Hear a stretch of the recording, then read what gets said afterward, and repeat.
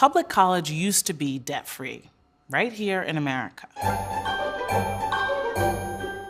We have funded public college, and we have experienced fully the benefits of a well-educated, talented workforce. Lift off. In the 1950s, 60s, and 70s, millions of families were able to send their kids to college and be the first ones to graduate, and they did it debt-free. The GI Bill for returning veterans was an investment in people that paid off for society $7 for every dollar that was invested. That investment in making college virtually free for everyone helped unleash the greatest middle class the world had ever seen. And yet, somehow, all we seem to be able to do is cut, cut, cut. Tuition has tripled over the course of a generation, and student debt has skyrocketed, surpassing over $1 trillion. So what happened? Racism. Or more specifically, the way racism evolved to become a political weapon.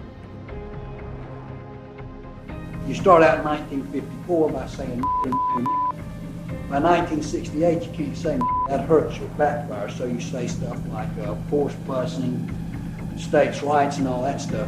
And you're getting so abstract now, you're talking about cutting taxes and all of these things you're talking about are totally economic things, and the byproduct of them is blacks get hurt worse than whites. We want to cut this, and we want is much more abstract than even the busing thing, and a hell of a lot more abstract than this. Dog whistle politics has always centrally involved public education and integration. From the very beginning, dog whistle politics turned on stoking resentment of integration of educational settings. It starts with a dog whistle phrase like states' rights, which was the right of southern states to resist integration ordered by the federal government. It includes forced busing, a northern analog, which pretended that the issue was putting children on buses, rather than the integration the busing was designed to achieve. Dog whistle politics helps explain how the wealthy and the powerful have used a simple formula to sell their economic agenda in a way that hurts all of us. Fear people of color, hate the government, trust the market. And as we've scared whites about integrated public education, we've built support for politics that says cut public funding to public schools, to public colleges, and indeed to just about everything public.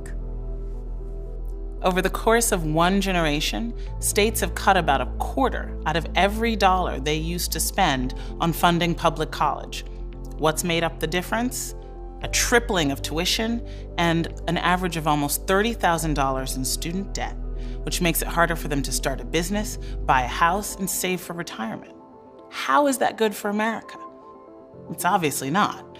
When we disinvest from the public, the costs of college go up for everybody, student debt goes up for everybody, and that means for white students too.